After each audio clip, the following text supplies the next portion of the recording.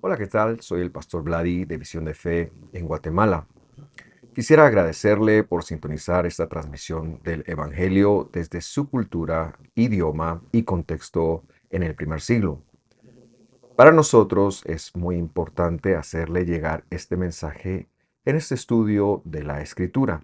Para ello, le invitamos a, si todavía no lo ha hecho, suscribirse a nuestro canal, visitar nuestras listas de reproducción, en donde encontrará muchos otros videos que seguramente colaborarán con su crecimiento espiritual. Y por último, también que nos siga en nuestras redes sociales de Facebook, X, Instagram y TikTok. Espero que Dios le hable en este video. Bendiciones.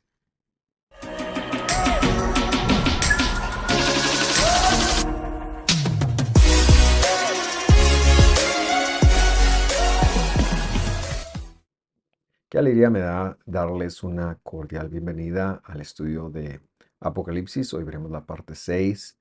Estamos en una miniserie que hemos llamado La venida del Señor y queremos tratar el tema del arrebatamiento por ser lo restante que el Evangelio ha dicho con respecto a la segunda venida del Señor. Como siempre, me gusta iniciar con un pequeño repaso de el tema anterior y quiero que recordemos que Juan ha interpretado en el capítulo 1, versículo 7, lo leeremos hoy, será nuestro punto de partida, la venida en las nubes como la segunda venida del Señor Jesús. Ha incluido una profecía de Zacarías ahí en la cual se ha hablado de que quienes le traspasarán, lo verán y harán lamento por él. Por lo tanto, esto incluso va más allá de su segunda venida. Recordar entonces que según Apocalipsis tendremos o viviremos dos resurrecciones. La primera resurrección para aquellos que han creído en el Mesías y la segunda resurrección para quienes no y tengan que enfrentar así el juicio. Así que la primera resurrección será una resurrección para transformación, mientras que la segunda resurrección será una resurrección después del milenio y tiene que ver con enfrentar el juicio final. Lo que quisiéramos aclararnos hoy como punto de partida, entonces son algunos de los escritos paulinos en los cuales también se ha comunicado algo acerca de la segunda venida. Y de paso corregir una interpretación que al haberse alejado del testimonio escritural, la interpretación, no la escritura, porque tenemos muy en cuenta que el Evangelio no puede contradecirse porque es palabra de Dios, no puede contradecirse en sí mismo, no puede negar lo que o decir que no va a pasar algo que ha dicho que va a pasar. Pero esta interpretación ha confundido a muchos y precisamente nos referimos a la interpretación con respecto del rapto, que porque muchos al creérselo a ciegas, sin buscar o entender lo que el Evangelio ha dicho en toda su expresión, tiran de las 70 semanas de Daniel, 69 que ya se cumplieron y falta una, dicen, y esta una la trasladan sin ningún respaldo escritural canónico, sin ningún respaldo interpretativo, porque nadie se lo interpretó así nunca. Lo tiran esto a una tribulación que va a ocurrir, pero luego tampoco se han puesto de acuerdo, porque entonces aquí surgen los grupos premileniaristas, postmileniaristas, amileniaristas, en fin, y todo esto por una doctrina que no tiene más de 200, 300 años. Es decir, los reformadores, por ejemplo, no veían en esto la doctrina como hoy se lo ve. Como este es un estudio serio y que se basa en la escritura, el testimonio histórico, en la cosmovisión y por supuesto más que nada en el lenguaje escritural, queremos entonces partir de nuestra cita y luego empezaremos a analizar los versos paulinos en los cuales se nos habla de la segunda venida del Señor. Partimos de Apocalipsis capítulo 1, versículo 7. Dice, He aquí que viene con las nubes y todo ojo le verá, y los que le traspasaron y todos los linajes de la tierra se lamentarán sobre él. Sí, amén, ha dicho la escritura. Recordando entonces que si usted vio el estudio anterior, esta es una referencia del Evangelio, es decir, del Apocalipsis a Daniel. Algo que seguiremos viendo en estudios futuros, pero que para introducir nuestro tema, hemos de decir que este versículo define que se trataba de la segunda venida del Señor, la venida en las nubes o con las nubes, que es parte de un modismo arameo como hemos visto y como confirmaremos después, se refiere exclusivamente a la segunda venida del Señor. Ambas venidas habían sido descritas en los profetas. La primera, recordará usted, Zacarías, como un pollino, montado sobre un pollino. Él vendría lentamente, vendría a justificar. Y la segunda en las nubes, que es la de Daniel. Y así las muchas otras referencias que también hay en los salmos a su venida. Entonces, sostenemos que las dos venidas, la primera es para justificar a Israel y la segunda será como rey y a juzgar.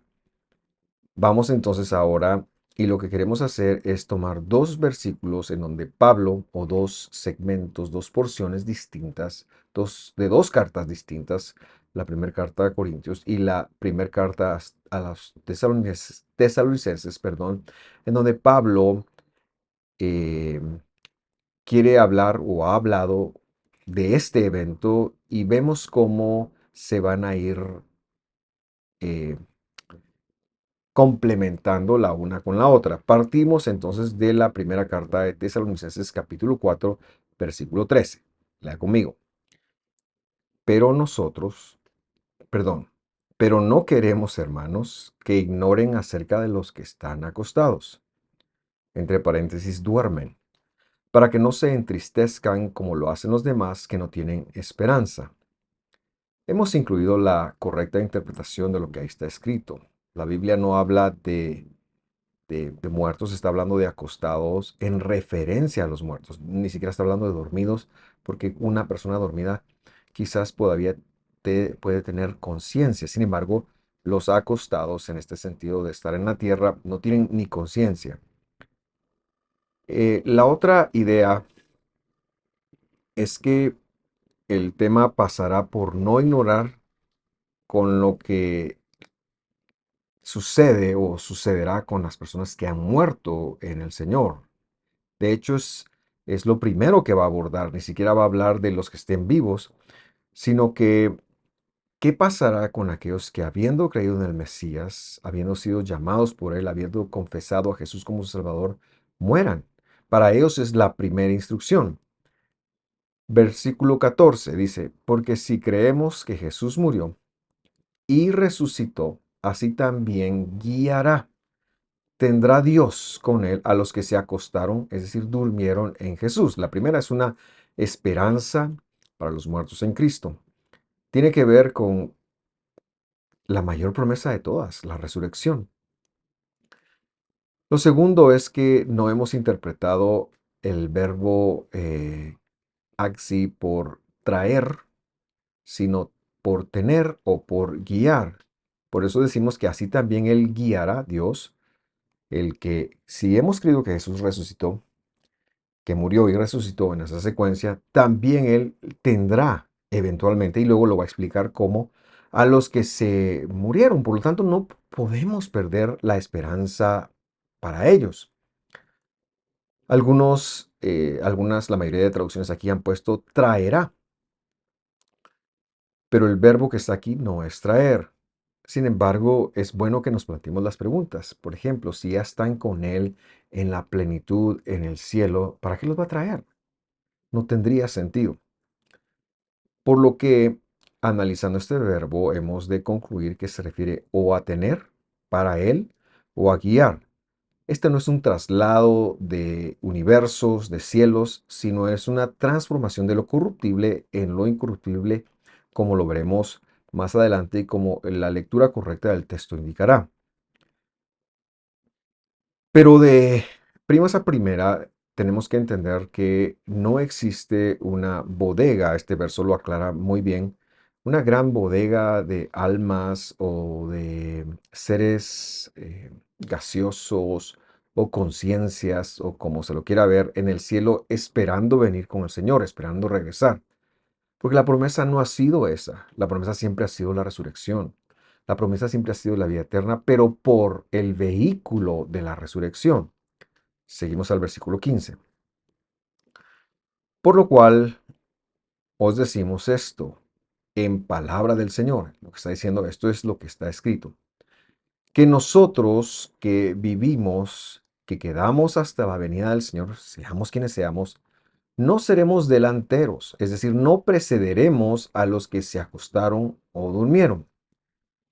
Y este verso es muy importante porque hay dos tipos de creyentes. En primer lugar, está hablando a los que creyeron en Jesús, pero estén vivos. Y en segundo lugar, está hablando de aquellos que habiendo creído en Jesús, se han acostado. Es decir, el peso de este mundo y de los 2000 años que han pasado desde que vinieron la primera vez, el peso de eso ha tenido un efecto en sus cuerpos y como es normal, el hombre antes de la redención nace, crece, se reproduce y muere.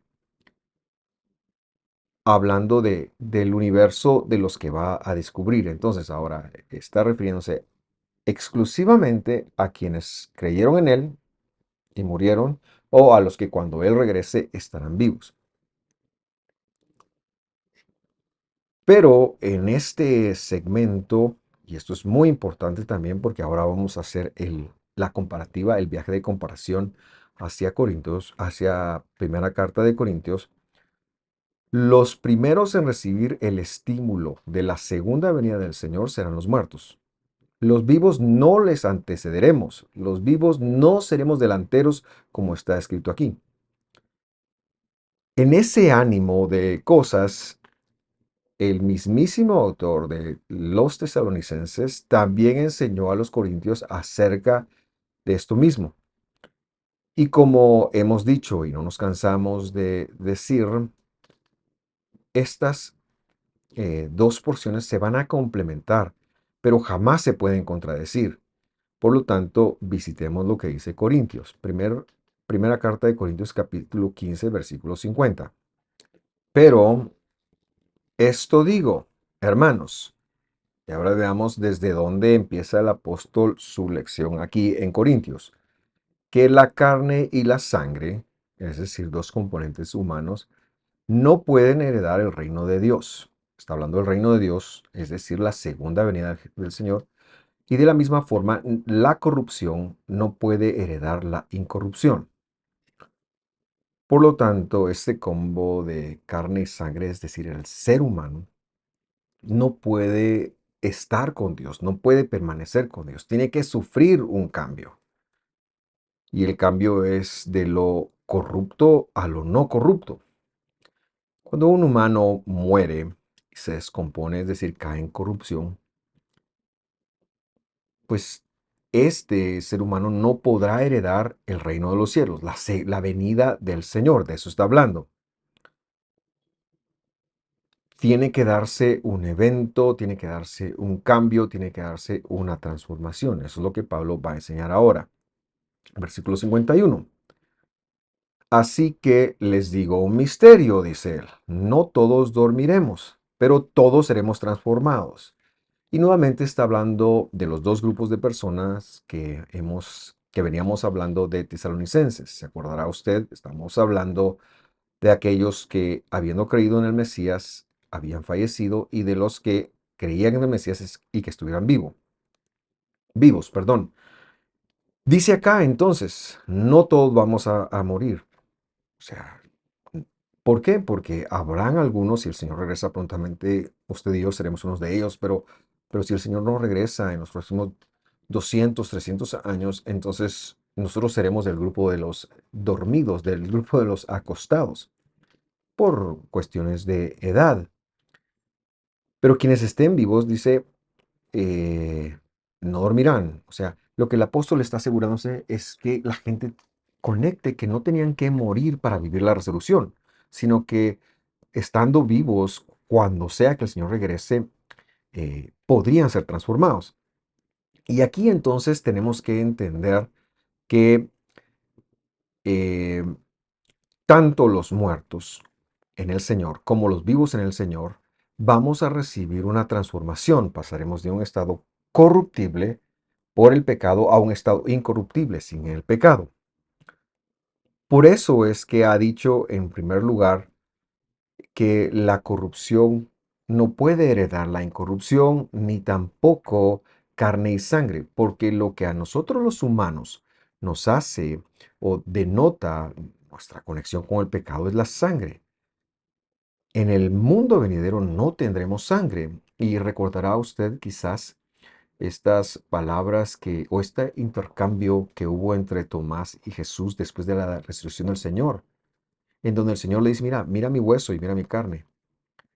Pero no había sangre. El Señor no manejó sangre porque la sangre es la evidencia del pecado en nosotros.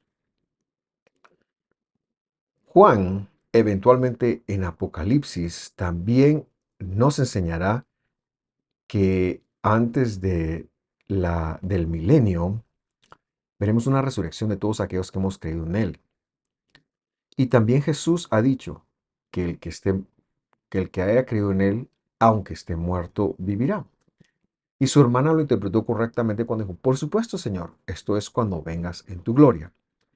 El versículo entonces nos está diciendo que tiene para nuestro ingreso al reino de los cielos, nuestro ingreso, nuestra comunión con Dios después de que Él venga, tiene que haber una transformación. Los muertos serán transformados, los vivos serán transformados.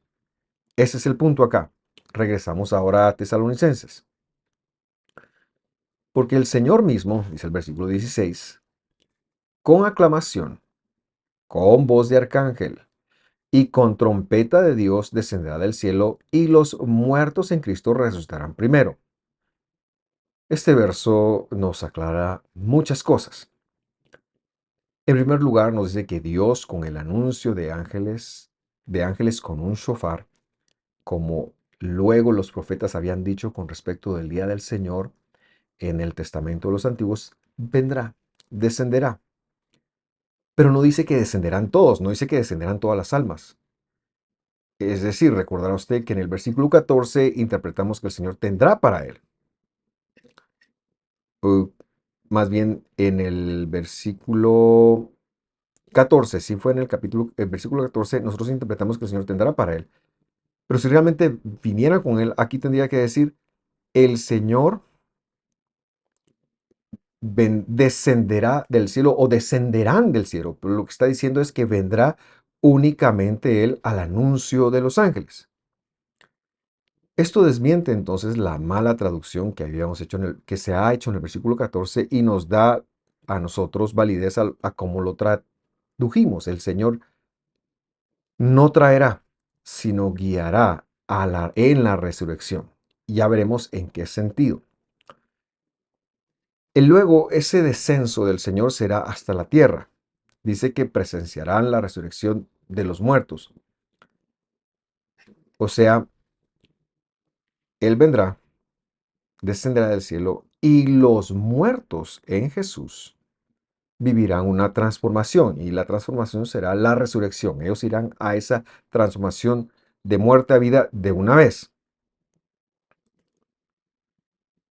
Por lo tanto, Él no está enseñando aquí que vendrán almas a meterse a cuerpos, porque si así fuera, Él hubiera tenido que decirnos eso. La gente que está conmigo tiene que venir y meterse a estos cuerpos. Él lo hubiera aclarado. No, las personas que han muerto creyendo en Jesús quedan inconscientes esperando ese momento glorioso que el Señor regrese y les transforme lo corruptible que ellos tienen por lo incorruptible. Tenemos que señalar que el alma, como se la ha enseñado, es un invento griego de 5 o 6 siglos antes del Mesías que fue metido al cristianismo especialmente por el fariseísmo del siglo I antes de Cristo y por supuesto por el gnosticismo del siglo II que fue muy fuerte en la mayoría de las congregaciones de lo que se llegó a conocer después como la cristiandad. Pero la Biblia no está hablando de que van a venir nadie. La Biblia está diciendo que los que estén aquí en la tierra van a resucitar, van a ser transformados. Comparemos esto a Corintios capítulo 15, versículo 52. Dice, 1 Corintios 15, 52. En un momento, en un abrir de ojo, así dice el versículo, yo le puse dentro de paréntesis para que usted vea cómo se dice esto en arameo, se dice con nubes, a la final trompeta, es decir, el shofar, está hablando del mismo momento, porque será tocado el shofar. Y nuevamente, los muertos serán levantados sin corrupción. Enseña Pablo también confirmando lo que ha dicho en Tesalonicenses. Pero nosotros, después de ellos, como ha dicho también en Tesalonicenses Pablo, no vamos a antecederlos a ellos, no. Vamos a vivir, los muertos van a vivir la resurrección. Y nosotros vamos a vivir una transformación que va a dejar nuestros cuerpos de la misma forma como aquellas personas que resucitaron.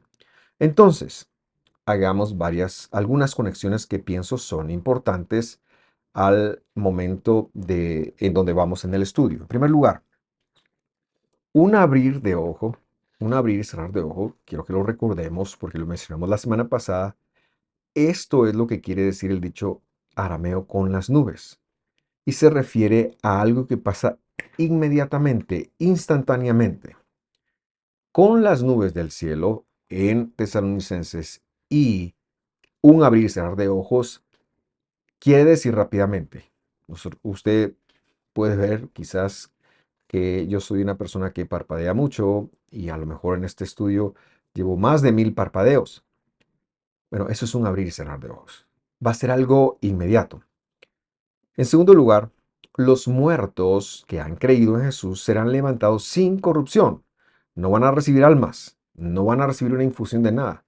Simple y sencillamente el poder de Dios les levantará con una conciencia, recordando sus vidas, por supuesto, pero para una glorificación distinta, con un cuerpo transformado, como el que hemos enseñado que tenía Jesús. Y como ha dicho, los vivos no antecederemos a los muertos, sino que, y esta es mi tercera conclusión, quienes estemos o estén vivos, seremos transformados. Y nuevamente recuerdo, en un abrir y cerrar de ojos. Si los muertos se van a levantar en un abrir y cerrar de ojos, casi inmediatamente, eso quiere decir con las nubes, nosotros también vamos a ser transformados en un abrir y cerrar de ojos. Eso quiere decir nuevamente con las nubes. Perdone que sea tan enfático y tan repetitivo, pero es que por no serlo muchas veces se dejan dudas. Además, yo sé que revisar esta creencia, revisar nuestras creencias y compararlas a este conocimiento puede ser un poquito complicado. Pero repito, nosotros vamos a servir a Dios siendo fieles al texto mucho más que guardar una fidelidad o am, sí, una deuda, voy a decirlo también, a doctrina de cualquier hombre, especialmente a estas doctrinas que no tienen más de 300 años. Regresamos a Tesalonicenses. Primera Tesalonicenses capítulo 4, versículo 17. Luego, nosotros, los que vivimos, y ahora regresamos al momento justo en donde los que todavía estén vivos, los que quedamos, dice, juntamente con ellos seremos arrebatados en las nubes. Recuerde usted que en las nubes no es un evento cósmico, ni es un evento eh, atmosférico, sino es un evento de rapidez. Seremos arrebatados en un abrir y cerrar de ojos para la recepción del Señor al aire, y así estaremos siempre con el Señor. Es como Saulo va a terminar su narrativa en Tesalonicenses. Ahora bien, por favor, enfoque conmigo que los que vivimos, porque ya ha hablado de los muertos, de ellos ha dicho que resucitarán. Y en Corintios ha agregado que se levantarán sin corrupción. Este verso, por lo tanto, se refiere exclusivamente a los que estemos vivos, o a los que estén vivos cuando Él regrese. Pero ¿cómo se ha entendido? Hay varias cosas que queremos explicar. Por ejemplo, el verbo arrebatar en las nubes, recordarlo nada más porque lo hemos explicado, y por supuesto que queremos explicar a recibir al Señor al aire. Este es un momento crítico, así que yo le ruego su atención acá, porque esto explicará lo que Pablo realmente quiso decir y que se confirma en Corintios, pero que se ha visto de una manera muy distinta y con muchas teorías de arrebatamiento y rapto. La palabra que aparece aquí como arrebatamiento, seremos arrebatados, es un verbo, es la palabra griega que yo le estoy poniendo ahí, que viene de un verbo que se llama harpayo o harpayen. Ahora bien, este verbo en la Septuaginta, y hacemos una referencia para que estemos claros, la Torá del Señor, es decir, de Génesis a Malaquías, se tradujo al griego. Esa traducción más o menos ocurre en el siglo III antes del Mesías, año 250 más o menos. Se conoce como la traducción de la Septuaginta. Y es verdaderamente para nosotros los lectores del Evangelio de gran ayuda, porque gracias a la existencia de esta Biblia, que fue traducida por judíos que hablaban hebreo, que entendían hebreo y que entendían griego, pero gracias a esa traducción, nosotros cuando vemos algún escrito griego del Evangelio, podemos entender qué fue lo que quiso decir según la Biblia en hebreo. Porque esto es importante. Porque los escritores del Evangelio del Nuevo Testamento no pensaron en griego. Ellos no hablaron de conceptos griegos, ellos hablaron de conceptos bíblicos que o bien eran hebreos o bien eran arameos. Y al no haber los mismos conceptos en un idioma hebreo, por ejemplo, que es muy teológico, se ha usado para la revelación bíblica, al no haber esos conceptos en el griego, usaron conceptos que se le asemejan. Por lo que esta traducción es una joya para que al ver nosotros cómo fueron traducidos ciertos verbos hebreos o ciertas palabras hebreas en la Septuaginta al griego, podamos entender qué fue lo que entonces el escritor sagrado del Evangelio del Nuevo Testamento, qué era lo que tenía en mente. Esa es la lógica que usamos en todas nuestras enseñanzas y en todos nuestros mensajes. Simple y sencillamente porque ningún griego de Grecia, al leer a Saulo, lo hubiera entendido o hubiera hecho la conexión hacia el Dios de Israel. ¿Por qué? Porque estaba pensado en un hebreo, cuando mucho jónico, pero 100% judaico. Si se lo ve así y si tratamos de entender cuál es el concepto bíblico, entonces vamos a estar más cerca del mensaje original.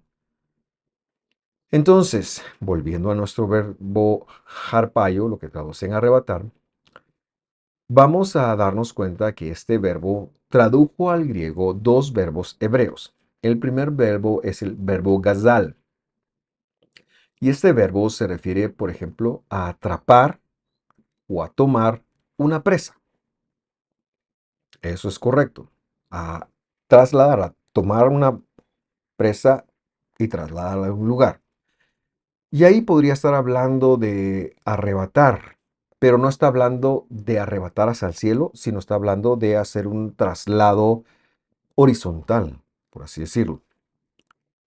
Pero es el primer verbo y nosotros tenemos que ser honestos en decir que sí hay una connotación que este verbo pues significaba tomar una presa y trasladarla a otro lugar. Pero no es el único verbo que traduce. También harpaio, el verbo que tradujeron como arrebatar, traduce el verbo hebreo hataf. Y hataf quiere decir anticipar, anticiparse a algo. Los traductores bíblicos desde que del Evangelio, desconociendo esto, colocaron únicamente su entendimiento de gazal, es decir, ser atrapado y trasladado. Sin embargo, esto en la lectura honesta y no tan atmosférica y un poquito más correcta y lógica de la Biblia, no nos dice nada. Pero si nosotros colocamos el verbo hataf en lugar del verbo gazal, entonces nos está hablando de anticipar. Y sólo así tendrá sentido con la misma explicación que Pablo ha dado en Corintios. ¿Cómo así? ¿Qué quiere decir anticipar entonces? Porque podríamos estar diciendo, nosotros los que vivimos, los que quedamos y juntamente con ellos seremos anticipados, anticipados en un abrir y cerrar de ojos. Lo que está diciendo es que antes de morir se anticipará la transformación. En Tesalonicenses te está diciendo que los muertos no van a ser antecedidos por nadie. Ellos van a resucitar. Y luego te está diciendo que Dios no va a esperar a que tú mueras, sino que se va a anticipar a tu muerte con su retorno. Porque si Él regresa y no hace algo con tu vida, te mueres. No podemos soportar el estar de Dios. No podemos soportar estar delante de Dios porque somos pecadores. Por lo tanto, cuando Él venga, Él va a anticiparnos nosotros, seremos anticipados, porque el verbo sí está en esta figura, seremos anticipados. ¿A qué seremos anticipados? A la muerte. Dios nos va a transformar. Dios no va a esperar a que mueras para transformarte, sino que se va a anticipar, como sí le pasó a los muertos que tendrás ahí frente a ti, aquellos que han de resucitar en Cristo. Pero nosotros vamos a ser anticipados para no tener que morir y juntamente con ellos ser transformados. Y si dice en las nubes, esto quiere decir que será algo muy pronto, a ser algo muy rápido. No va a ser un proceso de 10 años, de 100 años, de 100 días. No, va a ser algo muy pronto.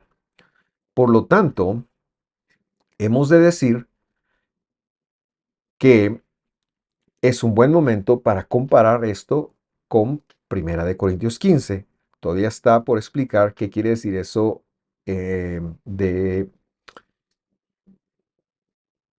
la recepción del Señor al aire para estar siempre con Él. Pero estamos hablando de que seremos anticipados en nubes, es decir, en un abrir y cerrar de ojos. Vamos a leer entonces primera carta de Corintios capítulo 15, versículo 52. Dice así: en un momento, dice, en un abrir de ojo, con las nubes, como lo ha dicho, se diría en arameo y como lo ha dicho en Tesalonicenses, a la final trompeta, porque será tocada la trompeta, y los muertos serán levantados sin corrupción, más nosotros seremos transformados, es decir, seremos anticipados a la muerte. Y aquí, si lo interpretamos con esta otra acepción de la Septuaginta, nos vamos a dar cuenta que las cosas sí casan, que el mensaje sí es congruente. Por lo tanto, confirmamos que el versículo de, de Tesalonicenses está hablando de ser anticipado a la muerte en un abrir y cerrar de ojos para la recepción del Señor al aire. Y esto es algo que también podría confundir a las personas. Pero aquí tenemos que explicar algo. La palabra aire sí que es una palabra griega, no es una palabra hebrea. Adir, perdón, es la palabra griega aire. Pasó al arameo y al hebreo también como avir. Es decir, esta palabra no existía ni en arameo ni en hebreo como con esta carga, por lo menos esta carga teológica, sino que era un concepto, el air era un concepto filosófico griego y se refería al espacio que hay entre donde estamos nosotros habitando, o sea, la Tierra, hasta la luna. Ese es el aire, ese es el aire. No hay más allá de sí mismo. Por lo tanto, cuando está hablando de al aire, no está hablando en una dimensión espacial, está hablando por lo menos hasta la luna. Y en la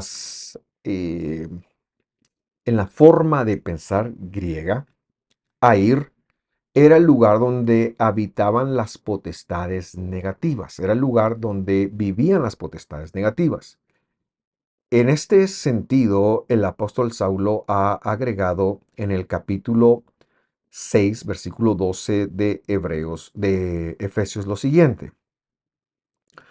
Porque nuestra lucha no es contra carne y sangre, sino contra principados, contra potestades, contra los poderes de este mundo de tinieblas, contra las fuerzas espirituales de maldad en las regiones celestes. Pablo está diciendo que sí, también ese es un espacio donde pueden haber potestades demoníacas. Ahora, ¿cuál es el hecho de que nosotros vayamos a donde estén las potestades demoníacas? No tiene sentido. No tiene ningún sentido. No debe de entenderse en griego. Pero cuando vamos a ver este concepto, cómo pasó al arameo, cómo pasó en el segundo templo, pasó como un concepto teológico. Y de Air se pasó a llamar Avir. Y el Avir se refiere a la corona de justicia que Dios nos dará juntamente para reinar con Él. Por lo tanto, el versículo debe de tener una forma distinta de leerse. Yo quiero leerlo con usted y después de leerlo vamos a hacer algunas deducciones y conclusiones importantes para nuestro tema.